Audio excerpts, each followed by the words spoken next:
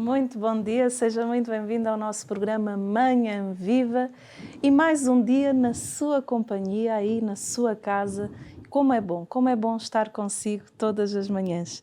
E hoje vamos falar no programa sobre o projeto Home 360 Incluir Mais. Que projeto interessante!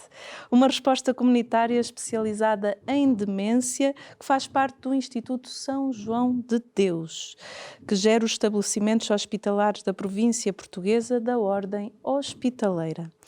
Para nos falar desse assunto, estaremos à conversa com duas técnicas deste projeto, que é a Ana Lúcia Santos e a Cláudia Ferreira, que já vamos conversar com ela. Antes de iniciarmos o nosso tema de hoje, vamos então fazer o nosso momento de oração, porque de manhã é que se começa o dia e então quero convidá-lo aí em casa a invocarmos a Santíssima Trindade. Em nome do Pai, do Filho e do Espírito Santo. Amém. Eu quero colocar aqui aos pés de São José todos os nossos idosos, todos aqueles que sofrem de algum tipo de demência, para que São José também venha em auxílio. Assim que está aí em casa, quero entregar as suas necessidades aqui aos pés de São José, ele que é um pai providente, entregar também toda esta instituição, São João de Deus, e toda a missão que esta instituição realiza.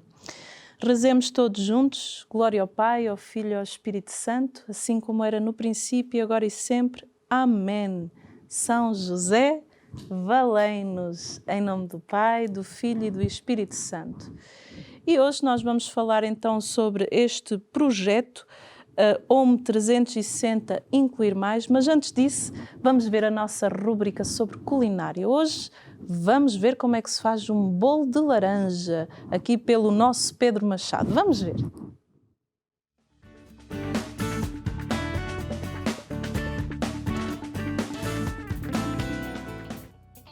Olá, bom dia. Bem-vindos à rubrica de Cozinha Vegetariana. Eu sou o Pedro. Muito obrigado por estarem aí desse lado. Nós hoje vamos fazer aqui uma coisa que ainda não fizemos nas nossas rubricas. Vamos fazer um bolo. Temos que aproveitar que temos aqui o forno. Então hoje vamos fazer um bolo muito simples, um bolo de laranja, que toda a gente gosta, ótimo para o lanche, para a sobremesa. Vamos fazer aqui algo que é verdadeiramente simples, sem os ingredientes habituais, todos eles dos bolos, neste caso os ovos e o leite não vamos usar menos ingredientes e vamos ter um resultado no fim. Eu acho que vai ficar ótimo e que toda a família vai gostar, desde os mais novos até os mais velhos. Agora vamos começar aqui na parte dos sólidos. Eles estão aqui, vamos usar farinha integral de trigo, farinha branca de trigo, açúcar, fermento para bolos e um pouco de bicarbonato. Esta vai ser a parte sólida. Vou só começar antes disso por ralar a casca da laranja, porque é isso que vai dar também bastante sabor a este bolo. Vou ralar aqui 2 laranjas para dentro da taça onde vamos fazer a mistura. Portanto, eu já tenho aqui a nossa raspa de laranja. Vou cortar as laranjas e fazer sumo. Deixar já esta parte feita. Eu usei aqui 2 laranjas. Quando se diz que a natureza é perfeita, é verdade que se nós temos laranjas nesta altura do inverno é porque precisamos delas. Assim como no verão temos frutas de água, que nós precisamos de muita água, no inverno temos frutas com vitamina C, porque nós precisamos delas realmente. Começar então aqui com a parte sólida, vamos usar uma peneira. Vou usar a mesma quantidade de farinha integral, vai ser uma chávena. Portanto, tentem sempre usar a mesma medida, eu não vou dar a medida em gramas, porque é mais importante que a medida seja em chávenas, porque é mais fácil de cada um fazer em casa com aquilo que tem. Isto é uma chávena bastante grande, portanto, se for uma chávena mais pequena, reduzam um pouquinho a cada um dos ingredientes. Este bolo pode ser feito com outras farinhas, com farinha de espelta, por exemplo. Quem preferir algo mais um pouco mais nutritivo, em vez de usar farinha de trigo, pode usar farinha de espelta. Com farinhas sem glúten também dá para fazer, mas isso poderá ficar para uma próxima oportunidade, fazermos um bolo sem glúten, que tem um pouco mais de ciência por trás. Portanto, 2 chávenas de farinha, podem ser as 2 brancas, as 2 integrais. Eu prefiro juntar sempre uma branca, porque é aquela que vai ajudar a que o bolo fique mais fofo. Portanto, vamos usar uma chávena mal cheia de açúcar, portanto, um pouco menos do que a chávena que usamos de farinha. Se aqui nesta parte podem reduzir, podem usar também açúcar de coco para um bolo um pouco mais saudável. Nós não estamos aqui a defender que se comam coisas pouco saudáveis, mas também um pouco de açúcar para esta quantidade de bolo não é assim tão mau. Todos temos direito, de vez em quando, a um miminho. Portanto, temos aqui já a nossa mistura. Esta é a parte sólida. Já começa aqui a notar-se um pouco do laranja, mas depois com o sumo vai ficar um bolo mesmo com uma cor interessante. Vamos então usar a mesma chávena para a parte líquida. Vamos então encher a chávena com o sumo de 2 laranjas. Neste caso as laranjas eram bem grandes, então deram praticamente uma chávena. Eu vou adicionar um pouco de água já a esta chávena.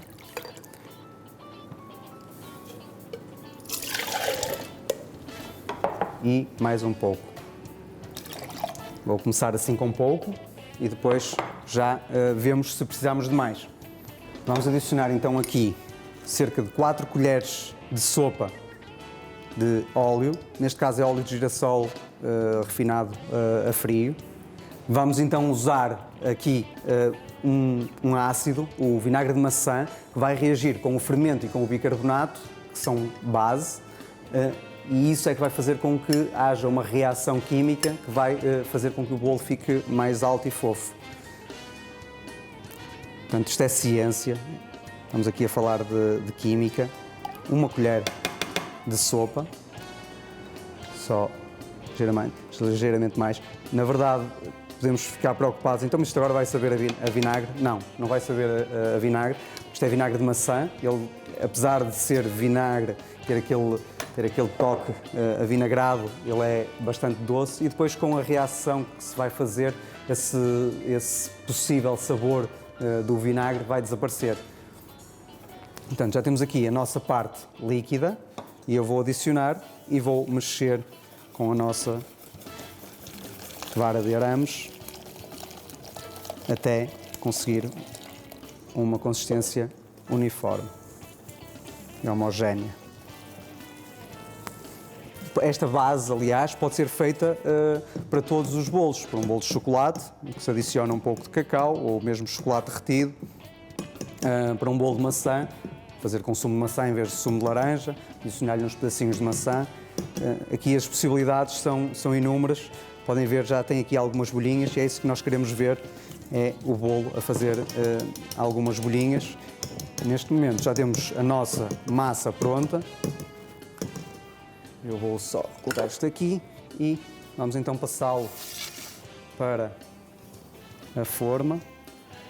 Preparar o forno entre 160 a 180 graus. Eu prefiro usá-lo um pouco mais baixo,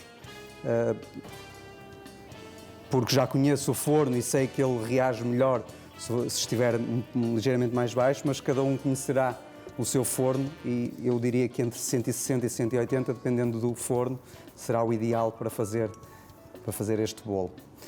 E agora sim está prontinho para ir ao forno.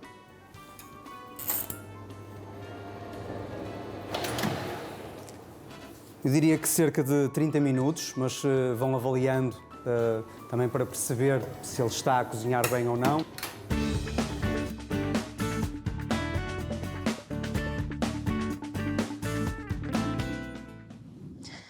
E por que não fazer este bolo, começar já agora a fazê-lo para dar ao lanche, ou para os seus netos, ou para os seus filhos, amigos, ou por que não presentear o marido com um bolinho e um chá? acho que vai ficar uma delícia, porque o bolo de laranja é sempre bom. Mas não é para isso que eu estou aqui hoje. Nem as nossas convidadas. Viemos falar hoje sobre o projeto Home 360, incluir mais. E para isso temos aqui a Cláudia Ferreira e a Ana Lúcia Santos. Sejam muito bem-vindas ao nosso programa. Obrigada. Obrigada por nos receberem. Obrigada pelo convite. Sim. E em nome do Instituto São João de Deus e da Casa de Saúde por este convite, por esta conversa, para um tema tão atual. Antes de começarmos a falar sobre esta temática, gostaríamos de saber quem é a Ana Lúcia e quem é a Cláudia Ferreira. Eu nasci, e partilho isto convosco, nasci numa freguesia chamada Amor, aqui lá perto de Leiria, portanto estamos aqui perto. Tão bonito. Sim, cresci num lugar de Barreiros e por ser muito curiosa e muito aventureira e por seguir os meus sonhos, quis ser terapeuta ocupacional e então fui estudar para a Escola de Saúde de Alcoitão e desde então tenho permanecido a viver aqui perto de Sintra. E como terapeuta ocupacional tenho trabalhado nesta área. Cláudia? Muito bem, eu sou de Torres Vedras. O meu sonho também era ir estudar e tive sempre o sonho da psicologia. Portanto, fui estudar psicologia para Lisboa, fiz psicologia clínica. Depois iniciei o meu trabalho no lar de idosos, onde permaneci durante 12 anos e onde comecei a perceber que mais de metade da população do lar tinha algum tipo de demência e então fui tentar aprender mais sobre essa área e daí depois vir fazer formação em neuropsicologia. Neste momento foi uma grande mudança, portanto, de 12 anos para uma casa nova, com a mesma filosofia, porque as duas tinham filosofia Sim. cristã, mas uma casa totalmente diferente na sua dimensão. Quando e como é que começaram a trabalhar no Instituto? Eu comecei a trabalhar em 2002, portanto estava há 19 anos que trabalho na Casa de Saúde do Telhal, que é um dos centros assistenciais do Instituto São João de Deus, e comecei logo a trabalhar, estava a terminar o curso. Portanto, tenho esta partilha, também esta visão da evolução mesmo dos serviços e da forma como, de alguma forma, se foi procurando aqui novos projetos, de uma forma inovadora. E agora é um prazer estar neste projeto novo, na área das demências. Eu vim para o Instituto desde novembro de 2020, portanto sou recém-chegada. Vim para este projeto, portanto eles abriram um concurso para o projeto, Sim. Eu concorri e fui escolhida e é com enorme prazer que estou há 7 meses mais ou menos a trabalhar no Instituto e a trabalhar na área que eu adoro trabalhar, Sim. que é as demências. Antes de falarmos deste projeto, é bom que as pessoas conheçam um bocadinho sobre quem é esta instituição, São João de Deus. Então, Sim. gostaria que me falassem sobre um bocadinho da identidade, do carisma, da missão, dos princípios. Claro que sim. De uma forma muito... uma visão mais abrangente, a Ordem já está em todos os continentes, é uma Ordem que vem já pelo seu fundador de São João de Deus, Sim. desde 1539, quando se fundou o primeiro hospital, e portanto desenvolveu sempre aqui respostas a nível mundial relacionado com o prestar estes cuidados às pessoas com necessidades e sempre também focado nos mais pobres, conciliando sempre aqui a prática técnica também e as boas práticas.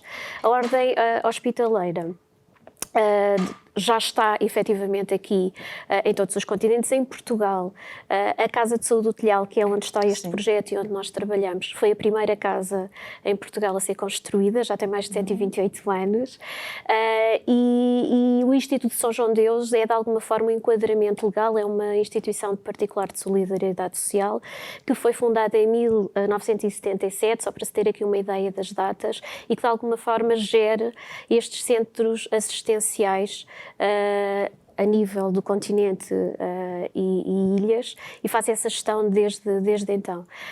Em Portugal existem 800 assistenciais. A filosofia, os princípios da Ordem e do Instituto passam muito por manifestar este carisma de São João de Deus na forma como se cuida do outro e como é que se presta esses cuidados, tanto de saúde, de apoio social, com este carisma. Sim. E o carisma é o que rege, sem dúvida, toda a Ordem e a instituição. Os princípios é sempre este foco na pessoa, no cuidar da pessoa, centrada nela, nas suas necessidades, mas também trazer os colaboradores e todas as pessoas que se envolvem. Ou seja, que este carisma esteja sempre presente nas práticas de todas as pessoas que estão envolvidas no Instituto. A pessoa é, sem dúvida, o central, e isso vem do nosso fundador de São João de Deus, que foi um homem inspirador e que sempre valorizou a esta integração do cuidar, mas de uma forma inovadora e com práticas que fossem práticas atuais e à frente do seu tempo. Como é que nasce este projeto Home 360 e qual é o seu objetivo? Então, com essa visão, e refiro-me porque realmente a São João de Deus é inspirador quando, após uma experiência ter estado internado num hospital psiquiátrico, decide que tem que ser as pessoas, na altura consideradas loucas, portanto estamos a falar aqui do século XVI, teriam que ser cuidadas como pessoas pela sua individualidade. Com dignidade. Sim, sem dúvida. E ele tem frases extraordinárias, como cada doente a sua esteira ou cuidar das dores do corpo e da alma, que eu acho sempre muito inspiradores, não é? E é nessa visão muito inovadora que também, na atualidade, surgindo aqui uma necessidade, que é este trabalho direcionado para as pessoas com demência e os seus cuidadores, e surgindo aqui uma visão também estratégica do Instituto para criar respostas nesta área, e não podendo deixar também de falar do panorama atual, ou seja, temos a estratégia da saúde para as demências e temos agora o plano de recuperação e resiliência a falar exatamente isso, para que os planos regionais sejam implementados e vamos ter a nível nacional esse reforço. O Instituto também tendo aqui esta visão que é necessário criar essas respostas, surgiu aqui uma oportunidade, uma candidatura ao Portugal 2020, Portugal Inovação Social. Então, juntando uma necessidade, uma visão estratégica e esta oportunidade da candidatura, o projeto surgiu aqui no final de 2019, de uma candidatura que depois temos como parceiros e investidores sociais a Câmara Municipal de Oeiras e a Câmara Municipal de Sintra, e foi na junção, nesta visão comunitária de parcerias, que surgiu este projeto que foi aprovado, portanto, a meios de 2020, e começamos a trabalhar em setembro de 2020. E fomos para o terreno pela primeira vez, fazer a primeira visita domiciliária em dezembro de 2020. E eu penso que resulta desta parceria, desta visão que é necessário trabalhar em comunidade, muito presente com a realidade atual, e mais uma vez acho que estamos a ir ao encontro dessa visão de criar aqui uma resposta necessária às pessoas que estão efetivamente nas suas casas, e tem sido muito interessante entrarmos na casa das pessoas e verificarmos que há essa necessidade e que podemos ser, sem dúvida, aqui mais uma resposta que pode ir ao encontro daquilo que elas necessitam. Quer acrescentar alguma coisa? Acho que a Ana Lúcia resumiu muito bem o que é o projeto. Realmente isto de irmos para a casa das pessoas e termos uma visão mais global, aquela que os médicos, quando atendem no serviço, no consultório, no hospital, quando vão às nossas consultas, nós não temos aquilo que nos é dito, mas não vemos aquilo que se passa à volta. E entrar dentro da casa das pessoas, perceber como é que funciona aquela dinâmica familiar, tudo isto é muito interessante e faz-nos trabalhar de outra forma, conseguir trabalhar de uma forma mais personalizada, mais individualizada. É isto que tem de bom o ser um serviço ao domicílio. É podermos ter uma visão geral do que se passa dentro do contexto daquela pessoa. O foco é, e por isso o nosso nome Incluir Mais, o nosso foco é efetivamente esta inclusão social. Ou seja, as pessoas com demência e os seus cuidadores muitas vezes sentem que com o evoluir da doença há aqui uma exclusão social. Sim. Então o foco é efetivamente criar aqui uma resposta que possa promover um conjunto de recursos que possa ajudar. Nem sempre se pode conseguir, não é? Sim, sim. Mas que pelo menos potencie, que ajude a que a pessoa, tanto a pessoa com demência como o seu cuidador informal, a poder ter aqui mais oportunidades e que poder aumentar aqui um pouco a inclusão social. O que eu achei interessante é que o vosso foco não é só a pessoa com demência, mas também quem cuida. Sim, e isso sim. é extremamente importante. É uma base essencial deste projeto, ou seja, não faz sentido trabalhar a pessoa com demência sem olhar desta forma holística e sistémica e nesta dinâmica, efetivamente, porque o impacto é para a pessoa, efetivamente, Claro. que tem a demência, mas também para quem está à sua volta. Sim, sim. E o nosso projeto trabalha não só a pessoa, o cuidador, mas também a dinâmica que vai surgindo ao longo do percurso da doença, e trabalhamos essa dinâmica também, que muitas vezes é a forma de capacitar aquelas pessoas de irem lidando com aquilo que vai surgindo. Quais são os vossos centros de assistência e em qual deles está inserido este projeto Home 360? Sim, o Instituto São João de Deus tem os oito centros assistenciais, tem 3 nas ilhas, os restantes são aqui no continente. Este projeto acontece na Casa de Saúde do Telhal, que é perto de Sintra. Sim. É a casa que há pouco referi, já tem assim mais de 100 anos, já Sim. fizemos, já tem, e é aqui que surge este projeto, nesta casa. Como vocês já referiram, este projeto trabalha pessoas com demência e também os seus cuidadores. O que é isso da demência? A demência é um termo que se utiliza para caracterizar uma série de sintomas que são causa de várias doenças que proporcionam um declínio funcional na pessoa. Ou seja, é um termo generalista para dizermos que há perda de memória, que há um declínio cognitivo em qualquer uma das áreas cognitivas, em que a pessoa pode já não conseguir funcionar da mesma forma, alterações comportamentais, porque nós depois temos uma série de demências. Quando se fala de demência, quase sempre as pessoas se lembram de Alzheimer. Sim. Exatamente. Mas há uma panóplia de outras demências, e há demências que, por exemplo, têm alterações comportamentais que muitas vezes são confundidas com sintomas psiquiátricos, e que por isso se arrastam durante muito tempo até ao diagnóstico formal.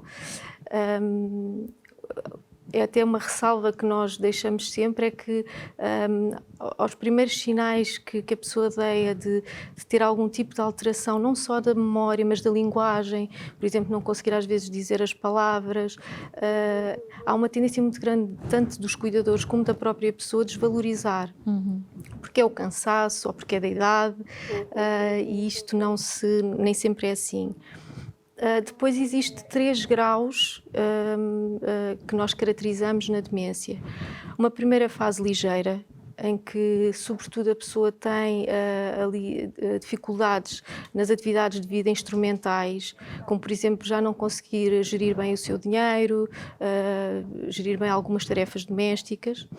Depois, numa fase mais moderada, em que a pessoa já tem dificuldades nas atividades de vida diária, já tem dificuldades em se alimentar, por vezes já não consegue utilizar os talheres, no vestir já confunde, por exemplo, qual é a peça para vestir, as calças são para vestir nas pernas ou não, pronto. E depois há a fase avançada da doença, em que aí a pessoa já tem uma dependência física e cognitiva total dos cuidadores. São assim estas 3 grandes fases que nos são caracterizadas. No nosso projeto, normalmente as pessoas já nos chegam numa fase mais de ligeira a moderada. Porquê? Porque é uma fase em que o diagnóstico já está feito e, portanto, nós já não temos tantas pessoas como gostaríamos na fase inicial. Sim. Numa fase em que ainda dá para trabalhar muito o utente e prevenir muitas das coisas que vêm a seguir e retardar o avanço que que a demência tem naturalmente, claro. A demência, claro que afeta muito o doente, mas também afeta o cuidador. Como é que se dá essa... A nível da pessoa com demência, eu acho que naquela fase mais inicial, se for detectado numa fase muito inicial e que o diagnóstico seja feito e seja falado à pessoa com demência, normalmente há sempre uma fase de choque e quase negação, não é? E também já tenho assistido a casos de pessoas que, apesar do diagnóstico, desvalorizam. Não é bem o que o médico diz. Depois há uma fase também, podem passar por uma fase de tristeza, até depressão. Portanto, para a pessoa com demência, e depois ao longo que a doença evolui, para eles deixa de ser tão penoso. Deixa de ser, eles deixam de sentir tanto como quem está ao lado, como quem está a cuidar. Para os cuidadores muitas vezes procuram um milagre. Os cuidadores, eu encontro muitos cuidadores que ainda procuram se ainda vai surgir um remédio milagroso, se ainda há um diagnóstico que se calhar está mal feito, que não será bem assim, porque há dias que eles até se lembram de tudo, é o que eles dizem. Há dias que eles lembram-se de tudo. Mas depois outros que não, e nós tentamos explicar que são as oscilações da doença, e portanto os cuidadores têm um sentimento de muita, lá está, primeiro desse querer esse milagre, depois de muita frustração, de muita impotência para lidar, de sentir uma incapacidade muito grande, e também de uma subcarga quando estão a cuidar em casa, brutal, por isso eles precisam ser muito cuidados, os cuidadores precisam de ser mesmo muito cuidados, e muitas vezes nós, no nosso projeto, estamos muito com o cuidador, porque achamos que o bem-estar do utente depende do bem-estar do cuidador. E este percurso do cuidador, até ter a informação, não é? Ou seja, tem informação, intelectualmente sabe, mas depois emocionalmente, quando está a envolver-se no cuidar, na interação, a emoção é mais forte. Claro. E todas aquelas emoções que a Cláudia falou surgem. E o cuidador até sabe que há estratégias para lidar como é que deve conversar com o seu familiar, mas no momento e na hora as emoções muitas vezes são mais intensas. Então a gestão das emoções também é um grande foco, equilibrar o que a pessoa sabe com aquilo que depois, no momento, consegue gerir com as suas emoções. Isto tem sido assim muito importante. Há muitos cuidadores que falam mesmo muito em situações limite, imaginemos uma pessoa que está a repetir constantemente a mesma coisa ou a fazer a mesma pergunta. E chega a um ponto, não é, que a pessoa está sozinha com aquela pessoa e explode e dá uma má resposta. Depois eles, quando nos contam, sentem uma culpa enorme, sentem-se muito arrependidos e temos que trabalhar isto com eles, que também é normal sentir aquilo. São pessoas. São pessoas e que também, de vez em quando, têm uma descarga de emoção e que isso é perfeitamente humano, não é?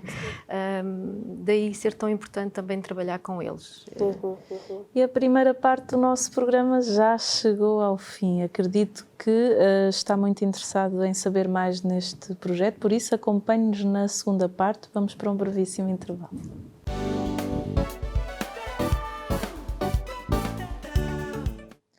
E estamos na segunda parte do nosso programa Manhã Viva, em que o nosso tema é Home 360, incluir mais. Do Instituto São João de Deus. Mas antes de continuarmos a nossa conversa, vamos ver como é que ficou o nosso bolinho de laranja aí feito pelo nosso querido Pedro Machado. Vamos ver.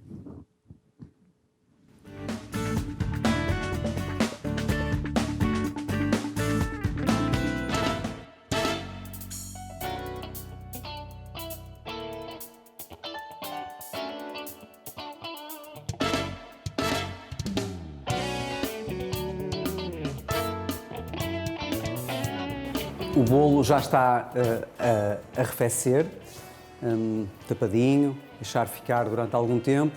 Enquanto isso, vamos preparando as nossas natas que vão servir de cobertura ao bolo. Então vamos usar novamente a laranja para lhe dar aqui uma cor e um sabor um bocadinho mais intenso. Vamos voltar a fazer o mesmo que fizemos no início. Novamente aqui na taça, neste caso é a taça que vai aqui depois com as natas, para bater as natas. Vamos ralar a nossa casca da laranja, a todos os títulos. Ora, aqui temos a nossa raspa e vamos usar então um pouco das natas vegetais. São as natas que nós usamos normalmente para decorar os bolos.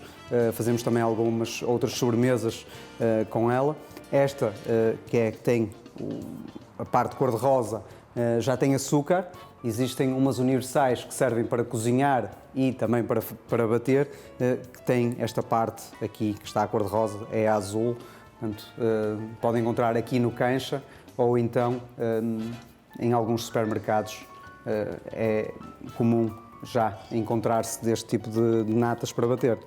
Então, e um pouco, cerca de 150, 200 gramas.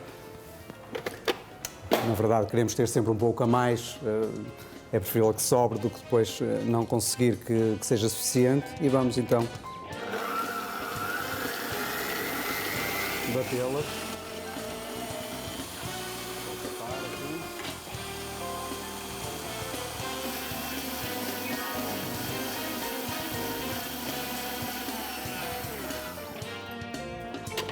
Temos então aqui as nossas natas já prontinhas.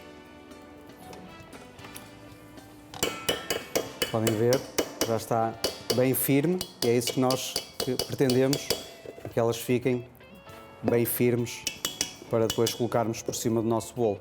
Já temos aqui o nosso bolo prontinho, já arrefeceu o suficiente para podermos então terminá-lo.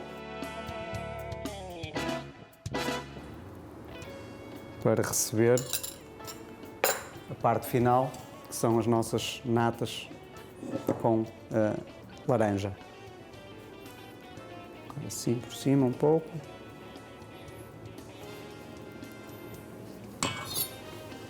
Agora eu tenho aqui um prato giratório. Se não tiverem um prato giratório, dá para fazer na mesma, não é importante.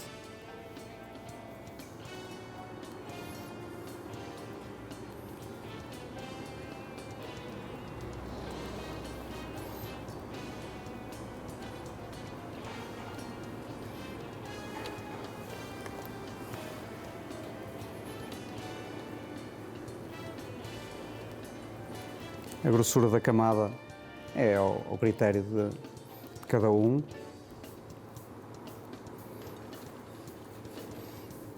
E sem grandes artifícios. Temos então aqui um bolo simples, que vai agradar certamente. Eu vou só terminar decorando um pouco, vou buscar ali um pouco de laranja para cortar.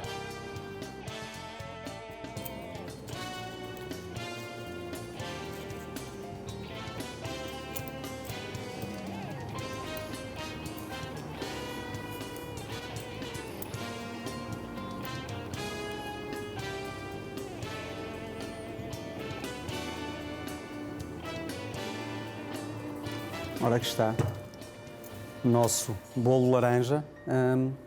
Espero que gostem desta receita, experimentem e até um próximo programa. Muito obrigado.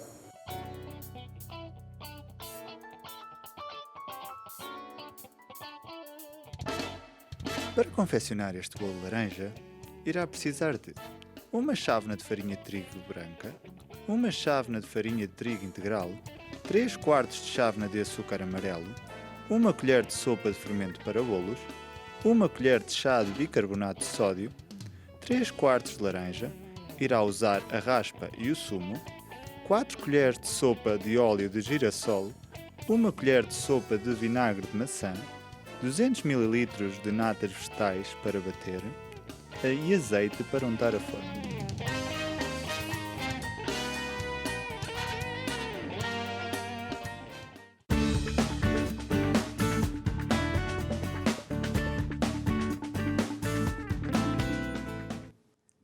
faça este bolo de laranja, que acredito que vai ser sucesso e que vai fazer muitos sorrisos. Tenho a certeza absoluta. Mas hoje estamos aqui a falar então do OM 360, incluir mais aqui uma resposta especializada em demências aqui do Instituto de São João de Deus. De que forma é que o projeto veio apoiar os cuidadores e que tipo de apoio lhes é prestado? Os cuidadores sempre são parte integrante do projeto, nunca poderia ser de outra forma, não é? Nós trabalhamos os cuidadores sobretudo através da psicoeducação. Nós tentamos educar os cuidadores a cuidar, como é que se cuida, a tentar arranjar formas que a comunicação seja facilitada entre ele e a pessoa com demência, tentando também arranjar recursos na comunidade que muitas vezes vão facilitar os cuidados em casa, porque as fases mais avançadas, os cuidadores muitas vezes não conseguem sozinhos dar banho e outro tipo de cuidados. E até, hoje em dia até já há empresas em que pode, por exemplo, a pessoa passar um período do tempo com um cuidador externo a fazer algumas atividades ou ir para fazer um passeio que também dá o descanso do cuidador. Portanto, damos todos estes instrumentos ao cuidador de forma a que ele se cuide para poder cuidar melhor do seu familiar. Esta metodologia de trabalhar na abordagem centrada na pessoa com demência, que é claramente uma das bases também da nossa intervenção e desta visão holística e sistémica, é nesta dinâmica com o cuidador e é nessa perspectiva que, capacitando este cuidador, estamos efetivamente a trabalhar para promover a qualidade de vida e da pessoa com demência. Então é esta visão que está sempre presente na nossa abordagem e nesta interação. A capacitação do cuidador também passa por ele poder, quando nós estamos diretamente no domicílio, a intervir com a pessoa com demência, muitas vezes poder ver como é que se pode fazer. É diferente dar um documento a dizer alguma estratégia do que o próprio cuidador poder assistir nessa interação, experimentar e de alguma forma, tendo um técnico especializado ao seu lado, poder perceber como é que funciona. Porque acima de tudo, as orientações mais técnicas que podem ser dadas ao cuidador são válidas se o cuidador as viver. Se o cuidador depois, quando está na interação com a pessoa que cuida, faz sentido. Mais do que isto tudo, é se para a pessoa com demência, tudo isto também faz sentido, não é? Claro. E se vamos ao encontro daquela história, daquela pessoa, porque aquelas pessoas já têm uma interação antes de haver aqui um diagnóstico. Isso é sempre fundamental quando estamos a trabalhar. Exatamente. Perceber que histórias é que aquelas pessoas têm, que interação é que já tinham, interesses. Uma estratégia pode funcionar muito bem para um cuidador e para uma pessoa com demência e para outros não. Exato. E isso é... Nós mesmo a nível da estimulação cognitiva, por exemplo, encontramos situações em que fazemos este ensino ao cuidador, ele participa connosco quando estamos a fazer lá e depois fazemos o ensino de como é que ele há de fazer todos os dias, a forma como estimular, mesmo com coisas em tarefas domésticas, em saídas, como é que se pode estimular na rua. Podemos fazer isso tudo, com uns funciona muito bem. E criam ali grandes estratégias para o dia-a-dia e com outros isto acaba por funcionar tão mal que o cuidador acaba por nos dizer isto ainda é uma subcarga maior para mim, porque eu irrito-me e ele acaba por não fazer. Então aí temos que criar outra estratégia, talvez trazer alguém de fora que nos complemente o nosso serviço e que consiga ajudar nestas situações, sim. Na pessoa com demência, também o vosso objetivo é que ela também seja o mais autónoma possível? Sim. Por exemplo, nós estamos sempre a reforçar isto com os cuidadores, que é, se eles querem ajudar nas tarefas, deixem ajudar. Claro que nós sabemos que muitas vezes as tarefas não vão ficar tão bem feitas como ficariam se fosse feita no estado em que a pessoa não estava com demência. Mas deixem-nos fazer, nem que depois tenham que ir corrigir disfarçadamente por trás, porque esta envolvência é muito importante para o dia-a-dia, as pessoas manterem-se ativas em algumas tarefas domésticas, terem mesmo tarefas definidas, de ir à rua pôr o lixo, de serem eles a tirar a louça da máquina, de serem eles a fazer a cama, Portanto, Acaba que cria uma rotina. exatamente, criar rotinas é muito importante, porque tudo o que foge à rotina da pessoa com demência pode ser destabilizador, pode ser um fator de, mesmo emocionalmente, trazer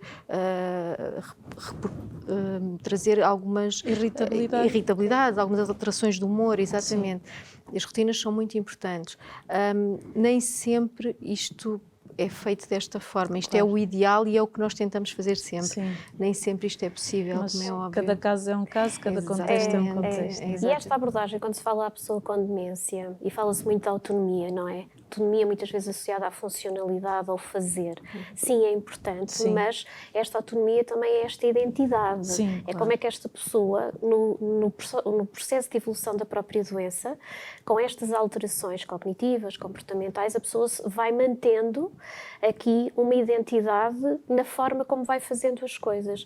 E, portanto, é criar estas rotinas, mas que sejam sempre significativas. Claro. Que não sejam só porque sim, não sejam só porque... Agora é importante sentido. haver uma rotina, é importante fazer coisas, mas coisas que tenham a ver com a história daquela pessoa, com a fase em que aquela pessoa está e que dê sempre aqui a oportunidade que tenha um bem-estar. Isto é muito importante. Mais do que o fazer bem ou conseguir concluir, é irmos avaliando sempre se aquele envolvimento naquela atividade que é significativa se traz bem-estar. E o bem-estar é uma prioridade quando se trabalha com as pessoas com demência.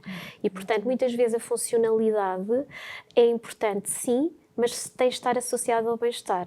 E isto é prioritário. Nem tudo o que é funcional gera bem-estar. Exatamente. E por nós, connosco.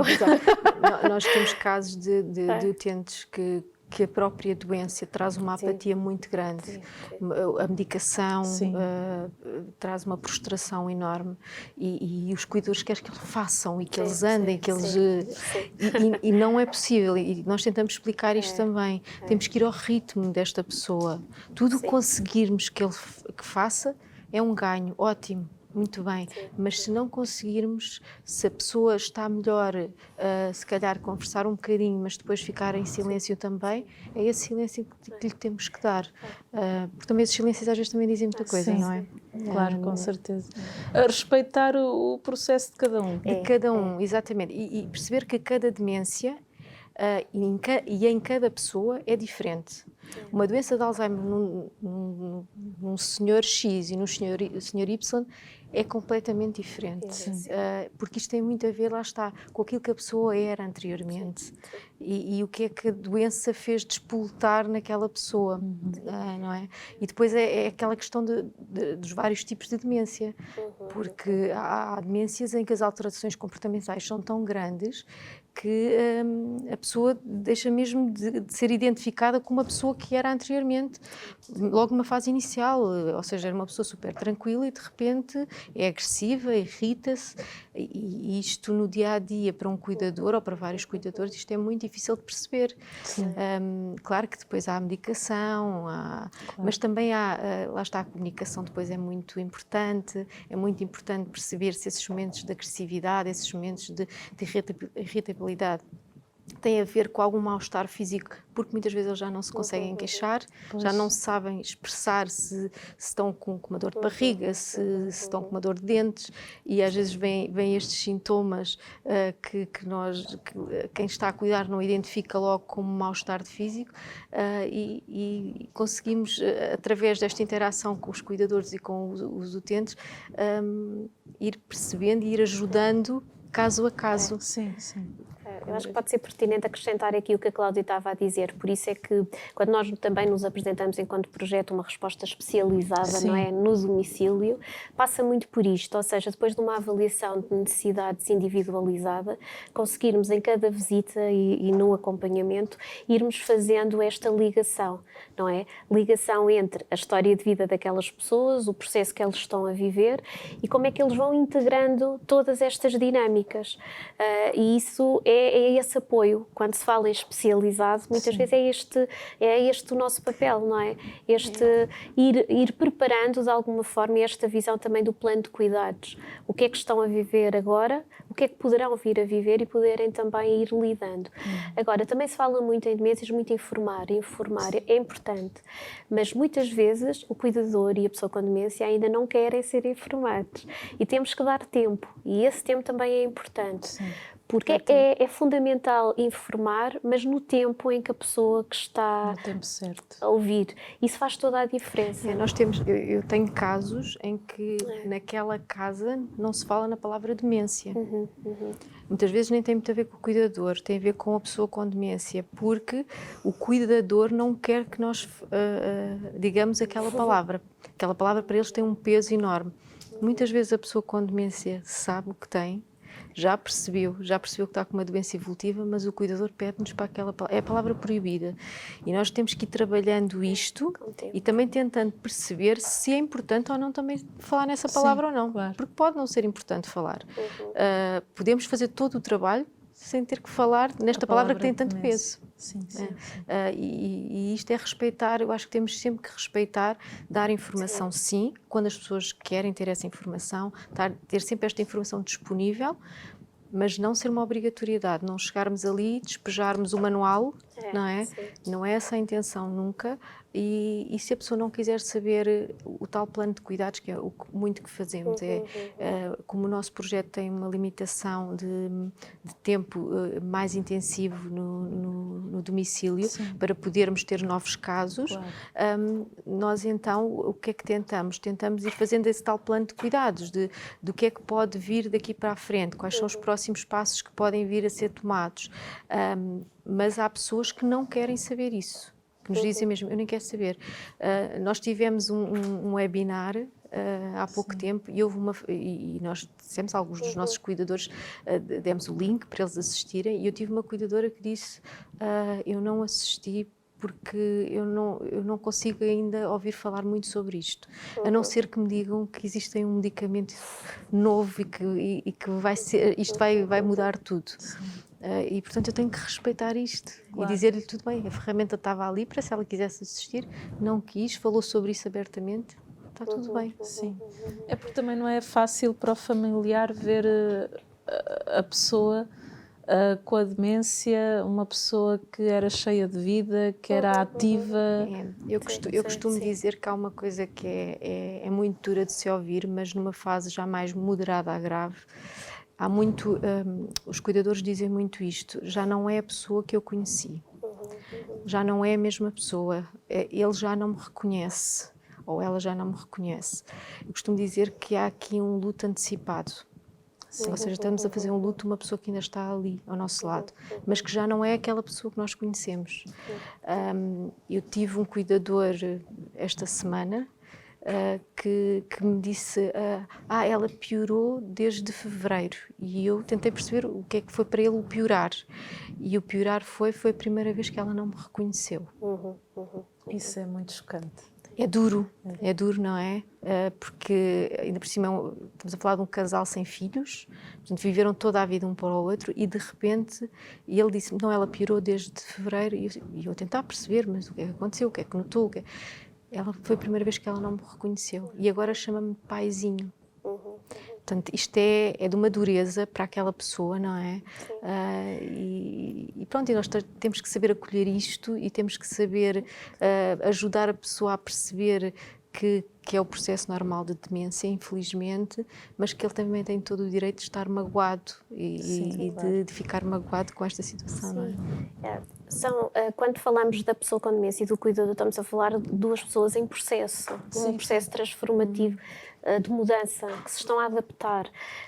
O cuidador, que muitas vezes vai se mantendo mais consciente neste processo, a pessoa com demência numa fase mais inicial, mas que depois, muitas vezes, quando falamos que a pessoa com demência cognitivamente pode já não estar tão presente e tão consciente, mas tudo o que é sensorial, tudo o que é emoções está lá. E, portanto, a pessoa com demência também se está a adaptar a todo este processo. E, portanto, não deixa de ser doloroso, não é? Claro. Nós quisemos muito, no nosso projeto, na imagem também tivesse o mais. E o mais vem do acrescentar. Ou seja, exato, o mais é também nestes processos que muitas vezes são associados à perda, a pessoa já não é o que era, mas vão criar novas oportunidades, se calhar vão ter oportunidades novas de interação que nunca tiveram até àquele momento e que podem ser aproveitadas para também interagir de uma ou outra forma. Se é difícil, é muito difícil, mas pode ser possível e muitas vezes o trabalho também é criar esta perspectiva que no processo de perda pode haver mais, pode haver criar novas interações.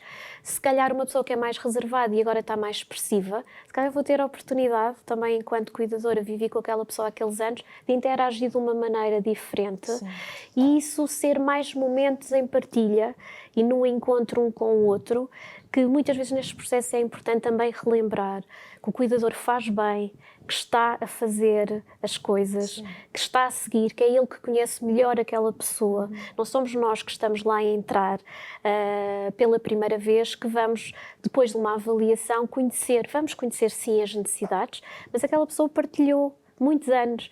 Então é relembrar, é trazer também na interação com eles estas memórias para que se mantenha sempre a ligação, para que não haja esta sensação de perda por completo, porque a ligação está lá. Muitas vezes não pela palavra, muitas vezes por aquilo que eles ainda interagem e por aquilo que ainda podem construir juntos mesmo no processo. E por isso também temos esta perspectiva enquanto projeto. Exatamente. Sim, sim. O nosso programa está mesmo na reta final.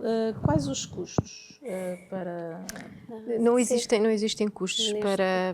para os utentes, já que o projeto é financiado, não é? Sim. E temos a parceria com as câmaras municipal de Oeiras e de Sintra, portanto não existe qualquer tipo de custos. Todos podem... Sim, com este enquadramento e porque também é um projeto, tem aqui uma duração até dezembro de 2022, com este enquadramento acreditamos muito que o projeto vai ser sustentável e que vai se manter.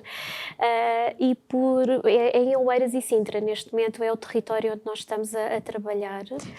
E também, se calhar, reforçar aqui, a nossa equipa efetivamente tem o que nós consideramos também, que de alguma forma queremos fazer diferente ou criar aqui alguma prática, tem a ver, nós somos 4 gestores de contexto, neuropsicólogos e psicólogos, temos aqui o apoio de uma assistente social e de uma psiquiatra como consultores, mas é muito importante, o projeto chega depois das pessoas também já terem um diagnóstico e já são acompanhadas ou por neurologia ou por psiquiatria. Sim. Nós somos claramente um projeto de intervenção, trabalhamos na parceria com os outros e esta figura de gestor de contexto acreditamos que é o nosso foco inovador, independentemente da nossa valência técnica, o que nós estamos é fazer uma avaliação de necessidades e depois encontrar na comunidade, na rede que já existe, quais são as respostas mais adequadas àquelas necessidades. E muitas vezes e é esse o nosso foco, funcionar como elo de ligação, de uma forma muito intensiva nos primeiros 4, 5 meses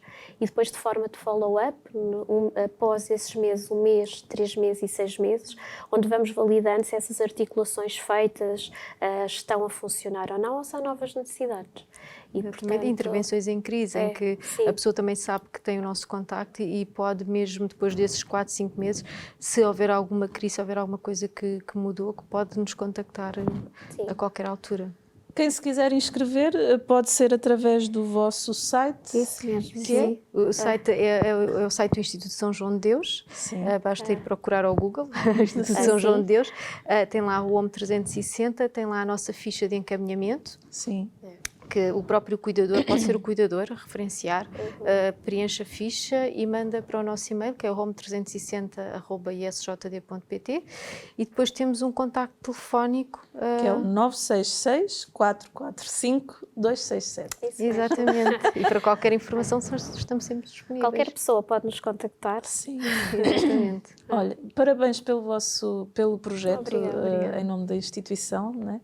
Parabéns por este belíssimo projeto. Continuem firmes e fortes. Obrigada. A buscar cuidar destas pessoas, não só aqueles que têm demência, mas também dos cuidadores, que é muito importante. E uma mensagem final para quem nos acompanha lá em casa. A mensagem final poderá ser que, para quem, nas áreas onde atuamos, que estamos lá e, portanto, se precisarem de nós, é contactarem-nos e também que mais precisa de ser feito nesta área a nível nacional e que contamos que quem tem esse poder que nos possa ajudar neste caminho para nós, o nosso projeto e projetos de outras instituições possam ajudar mais e melhor estas pessoas que precisam muito. Sim, eu acho que quem decide as políticas passar do papel para a prática, quem está a viver estes processos, nunca se esqueça da ligação. Da ligação que está presente, mesmo que sinta perdas, nunca se esqueça que está ligada àquela pessoa. O mais importante é a pessoa e isso é aquilo que deve dirigir o nosso coração. Acredito que deva ter ficado muito interessado neste projeto, já sabe, pode visitar o site ou então visitar a instituição, porque não? Até ao próximo programa, se Deus quiser, e acompanhe a nossa programação.